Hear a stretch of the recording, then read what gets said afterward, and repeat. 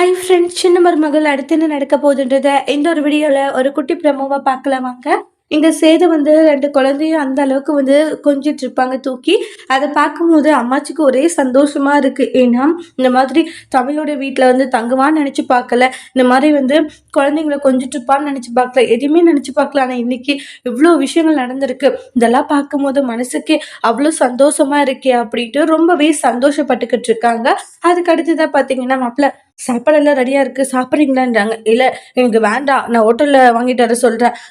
என்ன மாப்பிள்ள எப்படி பேசிட்டு இருக்கீங்க? இங்கே வீட்டில் தங்கும் போது சாப்பாடு ஹோட்டலில் வாங்கினா நல்லா இருக்காது மாப்பிள்ள, வேண்டாம் மாப்பிள்ள, இருக்கிறதுக்கு இங்கே போய் சாப்பிடுங்கன்ற மாதிரி சொல்லுவாங்க. அதுக்கு சேது இருந்துட்டு அவன் பணக்கார திமிர காமிக்குவான் அப்படின்ற மாதிரி நக்கலை பேசுவாங்க.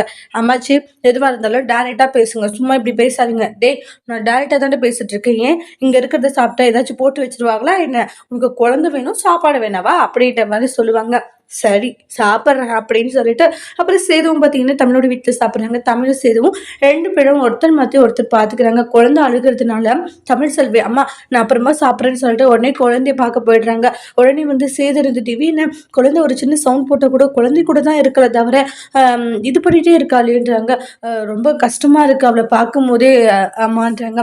ஆமாடி எனக்கும் தானே தமிழை பார்க்கும்போது கஷ்டமாக இருக்குது.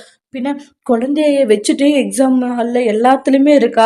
இங்கே சாப்பிட உக்காரும்போது குழந்தை அழுதாலே சாப்பிடாம குழந்தைய தூங்க வச்சுட்டு தான் வந்து சாப்பிட்றா. ஆனால் உண்மையிலே அவள் ரொம்பவே கஷ்டப்படுறாடி. அவள் எதையோ ஒன்று சாதிக்கணுன்ட்டு ஓடிக்கிட்டு இருக்கா அப்படின்ட்டு அம்மாச்சியும் தமிழுடைய அம்மாவும் பேசிட்டு இருக்காங்க. இதை கேட்டுட்டு சேது ஒரு மாதிரி எமோஷனலாக ஃபீல் ஆகுறாங்க. அப்போ சேதுக்கிட்ட விட்ட சவாலை நினச்சி பார்க்குறாங்க சேது. ஒருவேளை வந்து நம்ம கிட்ட விட்ட சவாலில் வந்து இவள் டாக்டர் ஆகிடுவாளோ அப்படின்ற மாதிரி எல்லாம் யோசிக்கிறாங்க. தனியாக இருந்து குழந்தைய வளர்க்குறவங்களும் சவால் விட்டா அப்படின்ற மாதிரிலாம் சேது நினைக்கிறாங்க. விட்ட சவாலை தமிழ் செல்வி காப்பாற்றுவாங்களான்னு வெயிட் பண்ணி பார்க்கலாம். தேங்க்யூ.